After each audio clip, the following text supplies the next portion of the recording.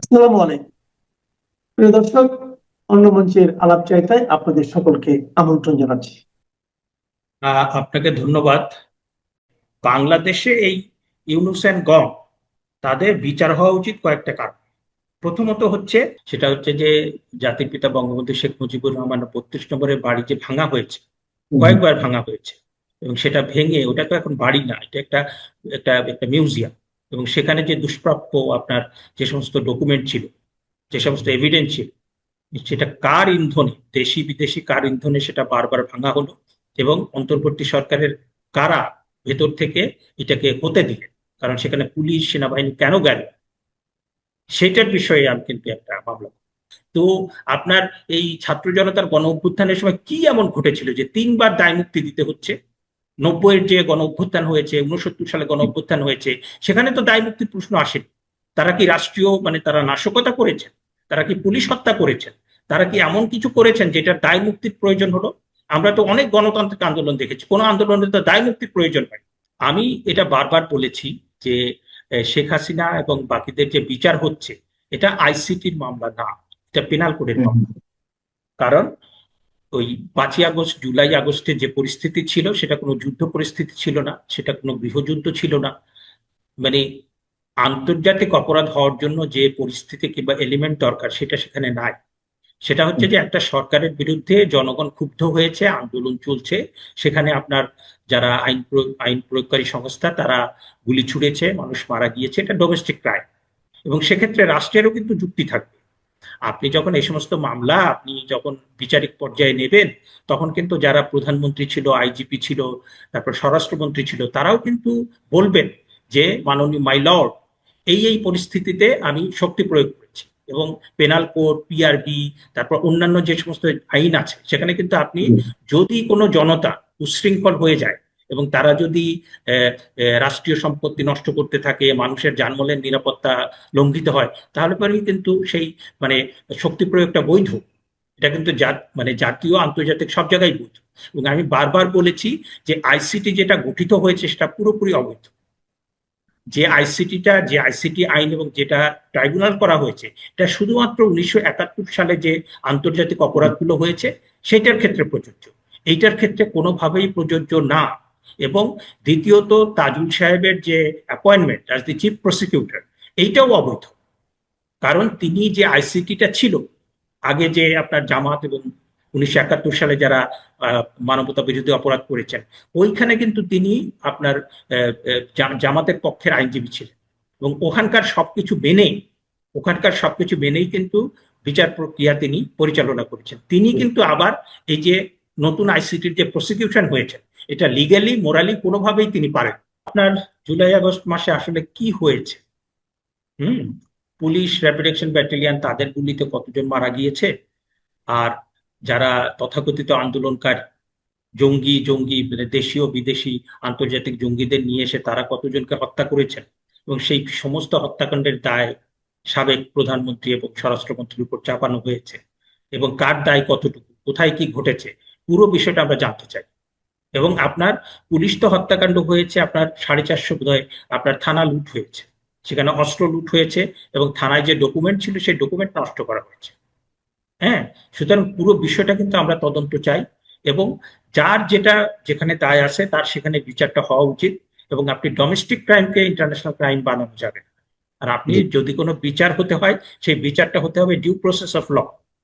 হ্যাঁ, আপনি বিচারের কথা বলবেন, কিন্তু আপনি একটা প্রহসন করবেন, সেইটা তো হবে না। হ্যাঁ। আর আমরা তো আসলে এমন একটা বাংলাদেশ চাই, যে বাংলাদেশে আইনের শাসন থাকবে, যে বাংলাদেশে ন্যায় বিচার থাকবে, যে বাংলাদেশে সোশ্যাল জাস্টিস থাকবে। আমরা তো সেই জন্যই আমরা সবসময় কথা বলি, আমরা সংগ্রাম করি। বাংলাদেশের সেনাবাহিনীর শীর্ষ পর্যায়ে আরো এক দফা রদবদল হয়েছে। বিএনপি ক্ষমতায় আসার 5 দিনের মধ্যে প্রথম দফা এবং 10 দিনের মধ্যে দ্বিতীয় দফায় বাংলাদেশের সেনাবাহিনীর শীর্ষ পর্যায়ে বড় ধরনের রদবদল হলো। প্রথম দফায় 22শে ফেব্রুয়ারি 6 কর্মকর্তাকে বদলির পর দ্বিতীয় দফায় 26শে ফেব্রুয়ারি আরো 6 সেনা কর্মকর্তাকে বদলি করা হয়েছে। বৃহস্পতিবার সেনা সদর থেকে এই আদেশ জারি করা হয়। দর্শক, সাধারণত সেনাবাহিনী সহ যে কোনো বাহিনীতে পদোন্নতি এবং রদবদল একটা স্বাভাবিক প্রক্রিয়া, কিন্তু জাতীয় সংসদ নির্বাচনের পরপরই এতগুলো শীর্ষ পদে 2 দফায় এমন বড় ধরনের রদবদল সংশ্লিষ্ট মহলগুলোতে নানা আলোচনার জন্ম দিয়েছে। বিশেষ করে মোহাম্মদ ইউনূসের আমলে সেনাবাহিনীর শীর্ষ পর্যায়ের একটি পক্ষের সাথে সরকারের দূরত্ব ছিল ওপেন সিক্রেটের বিষয়। সেই সময় অধ্যাপক ইউনূস ও তার দপ্তরের সাথে যারা ঘনিষ্ঠ ছিলেন তাদের বেশিরভাগকে এখন কম গুরুত্বপূর্ণ পোস্টে বদলি করা হয়েছে। কাগজে কলমে চাকরিতে বহাল থাকলেও তাদের কাউকে কাউকে এমন জায়গায় পোস্টিং দেওয়া হচ্ছে যেগুলো অলিখিত কিন্তু প্রচলিত অর্থে শাস্তিমূলক পোস্ট বলে বিবেচিত হয়।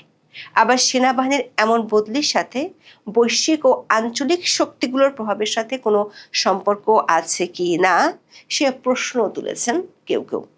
সেনা সংশ্লিষ্টরা মনে করেন নতুন সরকার দায়িত্ব নেওয়ার পরপরই যেভাবে দেশের সবচেয়ে গুরুত্বপূর্ণ এই বাহিনীর শীর্ষ পদ ঢেলে সাজাচ্ছে তাতে একটি বিষয় পরিষ্কার, বাংলাদেশের প্রধানমন্ত্রী দায়িত্ব নিয়ে সেনাবাহিনীর হ্রাস শক্ত হাতে ধরার ইঙ্গিত দিচ্ছেন তারেক রহমান, আর তিনি সেটি করছেন ইউনূস প্রশাসনের ঘনিষ্ঠদের বাদ দিয়ে। বাংলাদেশ সেনাবাহিনীর প্রশাসনিক ও নীতি নির্ধারণী পর্যায়ে সেনাপ্রধান বা চিফ অফ আর্মি স্টাফ বা CAS হলেন সেনাবাহিনীর সর্বোচ্চ অধিনায়ক। এরপর সবচেয়ে গুরুত্বপূর্ণ পদটি হলো কোয়ার্টার মাস্টার জেনারেল, সংক্ষেপে যাকে বলা হয় QMC। সর্বশেষ রদবদল অনুযায়ী ন্যাশনাল ডিফেন্স কলেজ বা NDCর কমান্ড্যান্ট লেফটেন্যান্ট জেনারেল শাহিনুল হককে কোয়ার্টার মাস্টার জেনারেল পদে বদলি করা হয়েছে। অধ্যাপক ইউনূসের আমলে এই পদে ছিলেন লেফটেন্যান্ট জেনারেল ফাইজুর রহমান। 2024 সালের আগস্টে শেখ হাসিনা সরকারের পতনের পর লেফটেন্যান্ট জেনারেল ফাইজুর রহমান কিছুদিন directorate general of forces intelligence বা DGFI তে ছিলেন। তারপর QMG হিসেবে দায়িত্ব নেন। নতুন সরকারের আমলে লেফটেন্যান্ট জেনারেল ফাইজুর রহমানকে কোয়ার্টার মাস্টার জেনারেল পদ থেকে বদলি করে NDCর কমান্ড্যান্ট করা হয়েছে। নতুন QMG শাহিনুল হক একসময় সেনা সদরের চিফ অফ জেনারেল স্টাফ বা CGS এবং সেনা সদর দপ্তরের master general of the ordinance বা MGO হিসেবেও দায়িত্ব পালন করেছেন। বাংলাদেশ সেনাবাহিনীর তৃতীয় গুরুত্বপূর্ণ এবং ক্ষমতাধর পদটির নাম চিফ অফ জেনারেল স্টাফ বা CGS। সেনাবাহিনীর অপারেশন, গোয়েন্দা, তথ্য ও প্রশিক্ষণ সংক্রান্ত বিষয়ের প্রধান তিনি। 22 ফেব্রুয়ারি সেনা সদর দপ্তর থেকে জারি করা আদেশ অনুযায়ী army training and doctrine command বা ARDROC-এর প্রধান লেফটেন্যান্ট জেনারেল মোহাম্মদ মাইনুর রহমানকে সেনাবাহিনীর সদর দপ্তরের চিফ অফ জেনারেল স্টাফ বা CGS করা হয়েছে। সেনাবাহিনীতে CGS এর পরের গুরুত্বপূর্ণ পদটি হলো প্রিন্সিপাল স্টাফ অফিসার বা PSO। সাধারণত সশস্ত্র বাহিনী বিভাগ বা AFD প্রধান হিসেবে তিনি কাজ করেন এবং প্রধানমন্ত্রীর সরাসরি তত্ত্বাবধানে থাকেন। অধ্যাপক ইউনূসের আমলে সশস্ত্র বাহিনী বিভাগের প্রিন্সিপাল স্টাফ অফিসার বা PSO ছিলেন lieutenant general SM Kamrul Hasan. Rakhine corridor এবং নির্বাচন ইস্যুতে অধ্যাপক ইউনূসের সাথে বাংলাদেশের সেনাপ্রধান জেনারেল ওয়াকারুজ্জামানের দূরত্বের বিষয়টি নিয়ে গণমাধ্যমে অনেক খবর প্রকাশিত হয়েছিল। জনশ্রুতি আছে lieutenant general SM Kamrul Hasan অধ্যাপক ইউনূসের খুবই ঘনিষ্ঠ ছিলেন। 22 ফেব্রুয়ারি লেফটেন্যান্ট জেনারেল SM কামরুল হাসানকে রাষ্ট্রদূত হিসেবে পররাষ্ট্র মন্ত্রণালয়ে ন্যস্ত করা হয়েছে। দর্শক, সামরিক বাহিনীর শীর্ষ কর্মকর্তাদের রাষ্ট্রদূত হিসেবে কোনো রাষ্ট্রের দায়িত্ব পালনে না পাঠিয়ে কেবল পররাষ্ট্র মন্ত্রণালয়ে চাকরি ন্যস্ত করা অনেকটা দপ্তরবিহীন কর্মকর্তা হিসেবে বিবেচিত হয়। Lieutenant general SM Kamrul Hasan পাকিস্তানপন্থী অফিসার বলে জনশ্রুতি আছে, যদিও তিনি ভারত সেনাবাহিনীর সাথে প্রশিক্ষণে most promising foreign student trophy জিতেছিলেন 2015 সালে। নতুন সরকার সেনাবাহিনীর 24 পদাতিক ডিভিশনের GOC major general Mir Mushfiqur রহমানকে লেফটেন্যান্ট জেনারেল পদে পদোন্নতি দিয়েছে। পদোন্নতির পর তাকে সশস্ত্র বাহিনী বিভাগের প্রিন্সিপাল স্টাফ অফিসার বা PSO হিসেবে নিয়োগ দেওয়া হয়েছে। সেনাবাহিনীতে সর্বোচ্চ গুরুত্বপূর্ণ 6টি পদের মধ্যে শেষটি হলো অ্যাডজুটেন্ট জেনারেল বা AG। তিনি সেনাবাহিনীর জনবল ব্যবস্থাপনা, শৃঙ্খলা এবং আইনি বিষয়ের প্রধান হিসেবে দায়িত্ব পালন করেন। 26 ফেব্রুয়ারি নতুন অ্যাডজুটেন্ট জেনারেল হিসেবে 19 পদাতিক ডিভিশনের GOC মেজর জেনারেল হোসাইন আল মোর্শেদকে প্রদান করা হয়েছে। মেজর জেনারেল হোসাইন আল মোর্শেদ একসময় NSI এর মহাপরিচালক ছিলেন। অন্যদিকে মেজর জেনারেল হাকিমুজ্জামানকে অ্যাডজুটেন্ট জেনারেল পদ থেকে MISTর কমান্ড্যান্ট করা হয়েছে। দর্শক, দেখা যাচ্ছে নতুন সরকার 10 দিনের মধ্যে সেনাবাহিনীর 6টি সর্বোচ্চ গুরুত্ববহ পদের মধ্যে 4টিতেই পরিবর্তন এনেছেন। আবার এসব পদ থেকে যাদের বদলি করা হয়েছে তাদের নতুন কর্মস্থলগুলো অপেক্ষাকৃত কম গুরুত্বপূর্ণ। সেনা সূত্রগুলো বলছে, অন্তর্বর্তী সরকারের আমলে সেনাপ্রধান জেনারেল ওয়াকারুজ্জামানের সাথে অধ্যাপক ইউনূসের দূরত্বের বিষয়টি একেবারেই ওপেন সিক্রেটের বিষয় ছিল। এক্ষেত্রে অধ্যাপক ইউনূসের দপ্তরের ঘনিষ্ঠ কর্মকর্তা ছিলেন লেফটেন্যান্ট জেনারেল ফাইজুর রহমান ও lieutenant general SM Kamrul Hasan. এবার তাদেরকে সরিয়ে যাদের দায়িত্ব দেওয়া হয়েছে তারা জেনারেল ওয়াকারুজ্জামানের খুব ঘনিষ্ঠ হিসেবে সেনাবাহিনীতে জনশ্রুতি আছে। সদ্য পদোন্নতি প্রাপ্ত লেফটেন্যান্ট জেনারেল মীর মুশফিকুর রহমান 2024 সালের 5ই আগস্ট সরকারের পতনের পর জেনারেল ওয়াকারুজ্জামানের নিরাপত্তার জন্য বেশ ভূমিকা রেখেছিলেন। দর্শক, গত 10 দিনে সেনাবাহিনীর আরো গুরুত্বপূর্ণ পদে রদবদল হয়েছে। দেশের সবচেয়ে ক্ষমতাধর গোয়েন্দা সংস্থা প্রতিরক্ষা গোয়েন্দা মহাপরিদপ্তর বা DGFI এর মহাপরিচালকের পদে পরিবর্তন আনা হয়েছে। M&Q পরিদপ্তরের ব্রিগেডিয়ার জেনারেল মোহাম্মদ কায়সার রশিদকে মেজর জেনারেল হিসেবে পদোন্নতি দিয়ে DGFI এর নতুন মহাপরিচালক করা হয়েছে। আগের মহাপরিচালক মেজর জেনারেল মোহাম্মদ জাহাঙ্গীর আলমকে রাষ্ট্রদূত হিসেবে পররাষ্ট্র মন্ত্রণালয় ন্যস্ত করা হয়েছে।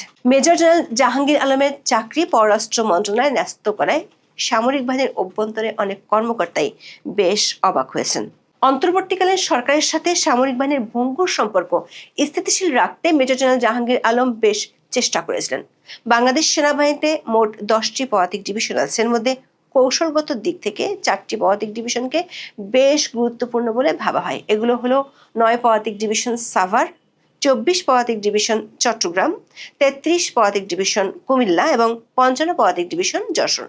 প্রতিটি ডিভিশনের নেতৃত্বে থাকেন একজন মেজর জেনারেল, যাকে GOC বা জেনারেল অফিসার কমান্ডিং বলা হয়। এই 4টি গুরুত্বপূর্ণ ডিভিশনের মধ্যে 2টিতে রদবদল ঘটেছে সম্প্রতি। 55 পদাতিক ডিভিশনের GOC major general JM Imdadul ইসলামকে ইস্ট বেঙ্গল রেজিমেন্ট সেন্টারের কমান্ড্যান্ট হিসেবে নিয়োগ দেওয়া হয়েছে। অন্যদিকে EBRCর commandant major general Ferdous Hasan সেলিমকে 24 পদাতিক ডিভিশনের GOC করা হয়েছে। ভারতে বাংলাদেশ দূতাবাসের defence adviser brigadier general Mohammad Hafizur রহমানকে মেজর জেনারেল পদে পদোন্নতি দিয়ে 55 পদাতিক ডিভিশনের GOC হিসেবে দায়িত্ব দেওয়া হয়েছে। এছাড়া রংপুরে 66 পদাতিক ডিভিশনের GOC ও area commander major general Mohammad Kamrul হাসানকে লজিস্টিক্স এরিয়ার GOC করা হয়েছে। এর বাইরে military institute of science and technology বা MISTর কমান্ড্যান্ট মেজর জেনারেল নাসিম পারভেজকে রাষ্ট্রদূত হিসেবে নিয়োগের জন্য তার চাকরি পররাষ্ট্র মন্ত্রণালয়ে ন্যস্ত করা হয়েছে। সেনাবাহিনী থেকে স্বাভাবিক অবসরে গেছেন log area commandant major general Mostagousur Rahman. সেনাবাহিনীর সবচেয়ে গুরুত্বপূর্ণ পদ ও ডিভিশনগুলোতে এমন ঝটিকা রদবদল সেনা অভ্যন্তরে বেশ আলোচনার জন্ম দিয়েছে। বিশেষ করে অধ্যাপক ইউনূস ঘনিষ্ঠ এবং আঞ্চলিক শক্তিধর একটি দেশের পক্ষের অফিসারদের অনেকটা OSD করা কি বার্তা দিচ্ছে সেটি এখন বড় আলোচনার বিষয়। সেনাবাহিনীর একটি সূত্র বলছে, শিগগিরই সেনাবাহিনীতে আরো কিছু রদবদল হতে পারে। আপনাকে যে অনুরোধটা করছি সেটা হচ্ছে যে এই যে 17 জন বা 20 জন যে উপদেষ্টা পরিষদ এবং এই ছাত্রী সেনারা যে দুর্নীতি করেছে 1000 কোটি টাকার, এগুলোকে সবগুলোকে বাধার ব্যবস্থা করুন। এদের সকলকে বিদেশ যাওয়া থেকে বাধা দিন। এদের সকলের বিচার না হওয়া পর্যন্ত এরা যাতে এই দেশ ছাড়তে না পারে, এই ব্যবস্থাটা আপনি করুন।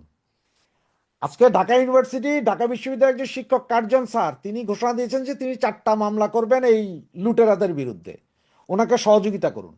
আওয়ামী লীগের যেসব আইনজীবী আছে, ছাত্রী আইনজীবী, এরা কেউ সামনে আসার সাহস করবে না, এদের কারো সাহস নেই, এরা 17 বছর ক্রিম খেয়েছে। তবে বিএনপির আইনজীবী ভাইদেরকে বলবো, আপনারা প্রত্যেকে একটা একটা করে রিট করেন, সকলকে করেন। আমি প্রধানমন্ত্রী আপনাকে সম্মানের সহিত বলছি, যা একটা কাজ করেন, এই যে থানা লুটের অস্ত্র, তারপর জেল ভেঙে যেসব সন্ত্রাসী কয়েদিগুলোকে বের করেছে, সাঁড়াশি অভিযান চালিয়ে এগুলো সবগুলোকে ধরেন। যদি ধরতে না পারেন তাহলে সামনে কিন্তু আপনারও বিপদ আছে। কারণ আপনি যদি মনে করেন যে না ভাই এদের কারণে তো আমরা এসছিলাম সুতরাং একটু ছেড়ে দেই, না, একটা কথা মনে রাখেন যে এরা এমন এক কালসাপ, আজকে আপনাকে যদি বসাইতে পারে কালকে কিন্তু আপনারা আবার ডুবাইতেও পারবে। 111-এর সরকার যা করেছিল সেটার বিচার আওয়ামী লীগ সরকার করতে পারে নাই। ওদের চুরির ধারে এগুলোর বিচার আওয়ামী লীগ সরকার করতে পারে, সব সেফ এক্সিট নিয়ে চলে গিয়েছিল। যার কারণে আজকের এই পতন। সুতরাং আপনাকে বলবো, আপনার কাছে করজোরে অনুরোধ থাকবে আমার যে আপনি এই কাজগুলো করেন, এগুলো করেন। কারণ আপনি আপনার উপর বা আপনার পরিবারের উপর হওয়া যত অত্যাচার, নিপীড়ন, নির্যাতন, এগুলোর বিচার যেমন আপনি করবেন, সেটা করার জন্য আপনার কাছে সময় আছে, হয়তো আরো 15 দিন পর থেকেও শুরু করতে পারবেন, কিন্তু এখন আর আমাদের হাতে সময় নেই। দেশটা স্বাধীন করার পেছনে, এই দেশের পেছনে যেমন আপনার বাবার রক্ত আছে, আপনার মায়ের শ্রম আছে, আপনারও শ্রম আছে, ঠিক তেমনি আমাদের সকলের আছে। এই দেশটা আপনার আমার সকলের। আর এই দেশটাকে গত 18 মাস 19 মাসে লুট করেছে যেই উপদেষ্টাগুলো, এগুলো সবগুলোকে তোলেন, সবগুলোকে আইনের সামনে তোলেন, এবং সেটা দরকার ওপেন ফিল্ডের আইন হোক, ওপেন একেবারে। প্রয়োজন আপনি রাস্তার উপরে আইন বসায়া টিভি ক্যামেরা মানুষ দিয়েই এদের বিচার করেন। এরা কি কি দুর্নীতি করছে এটা দেখান।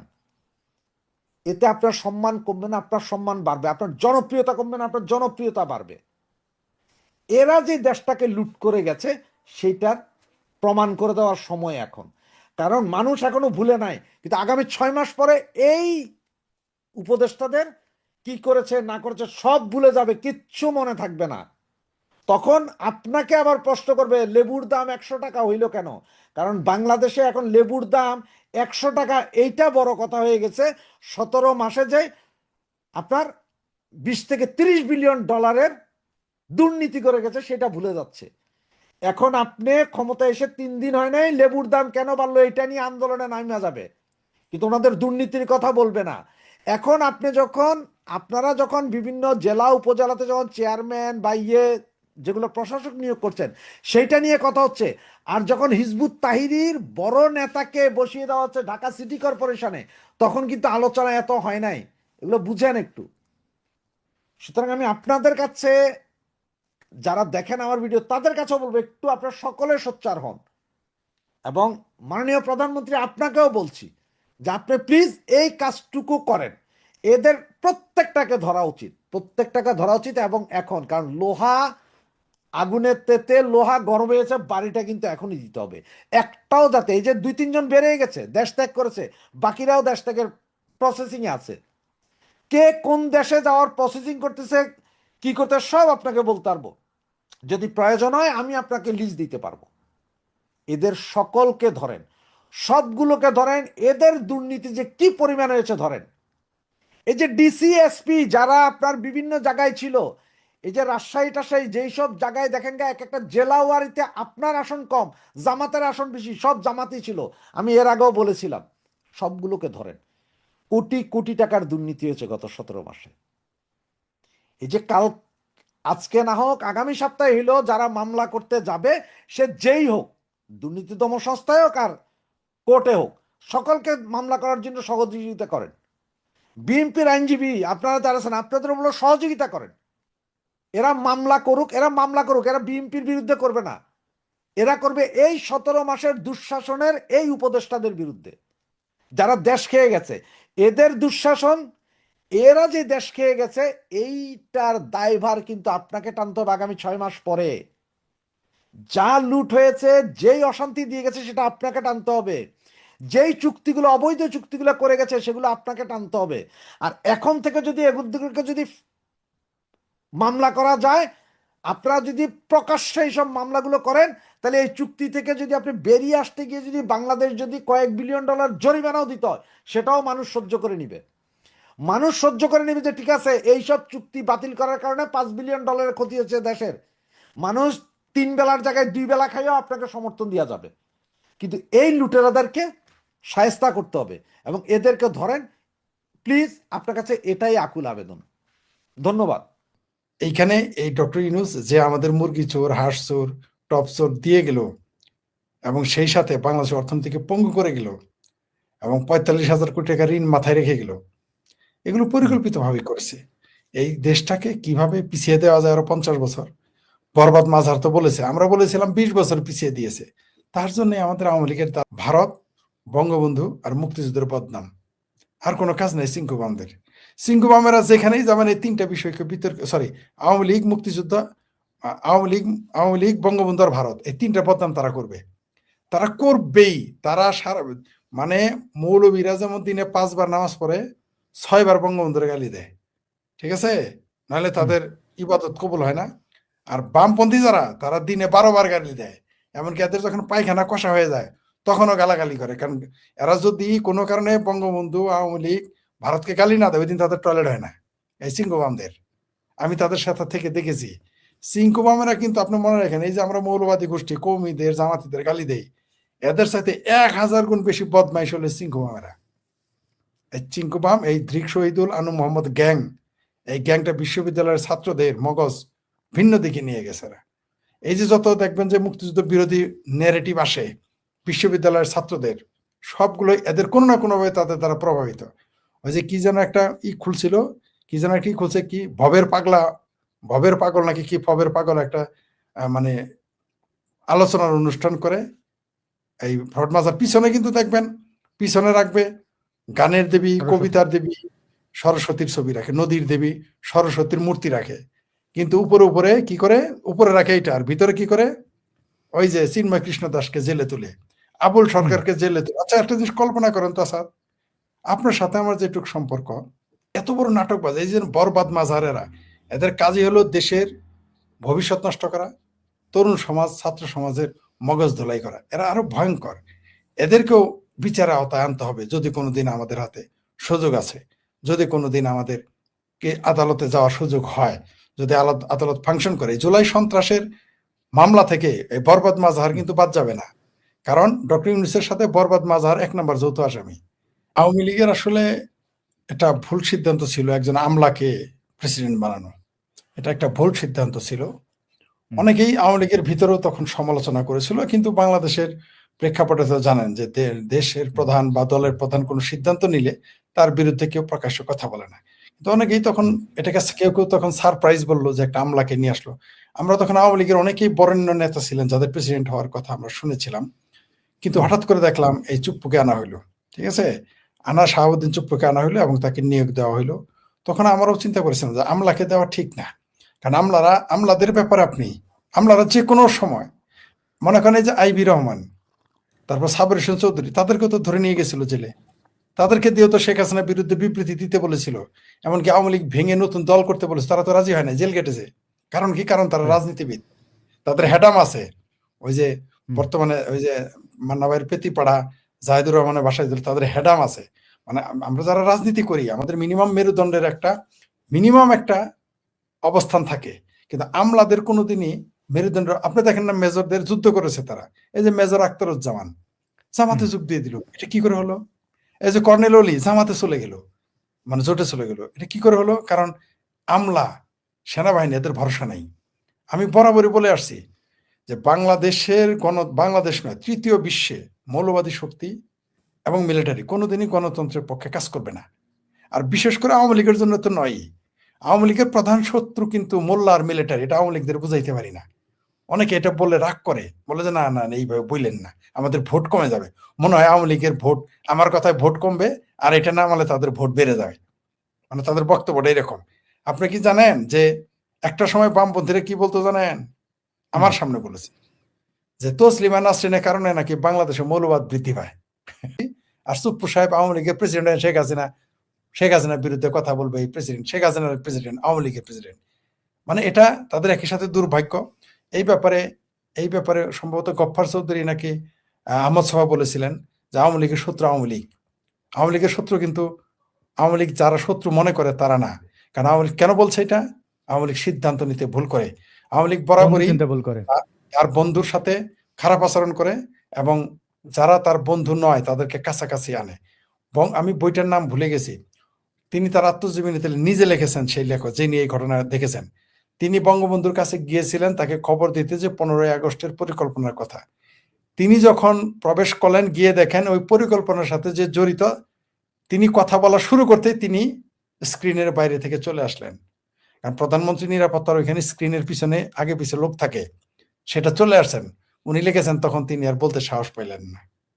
আপনাকে যে মারবে, আমি যদি গিয়ে দেখি আপনার সাথে কথা বলতে, আপনার ড্রয়িং রুমে সে বসে আছে, আমি কি তখন বলতে পারবো?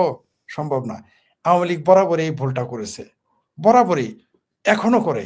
এখনো দেখবেন আপনি আওয়ামী লীগ বরাবরই এই ভুলটা করে আসতেছে, তারা শত্রুকে বন্ধু বানায়, বন্ধুকে শত্রু। এই ব্যাপারে আবার জামাত খুব শেয়ানা। সে যদি মনে করে যে এই লোকটাকে দিয়ে একটা কথা দিয়ে আমার উপকার হবে, তার বিরুদ্ধে সে কথা বলে না। আপনি দেখেন জামাতের হেফাজতের আমির কি গালাগালি না করলো, জামাত কিন্তু টু শব্দটি করে চুপ করে বসে থাকে। বরং উল্টা বলে, আমরাই তো চাইছিলাম হেফাজতের আমিরকে উপদেষ্টা বানাবো, কিন্তু তিনি বয়স্কতায় বানাই নাই, এইভাবে তেল মারে। চরমনাইয়ের পীর দেখেন সারা জীবন জামাতের বিরোধিতা করে আসছে, সেই চরমনাইয়ের চামড়া নাই পীরের কিন্তু 6 মাসের জন্য হায়ার করছিল।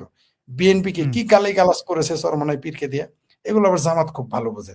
মানে সে তার প্রতিপক্ষ পক্ষ এগুলো খুব ভালো করে বোঝে। আপনি দেখেন সিংকুবাম, তারা কিন্তু সিংকুবামদের আসলে পছন্দ করে না।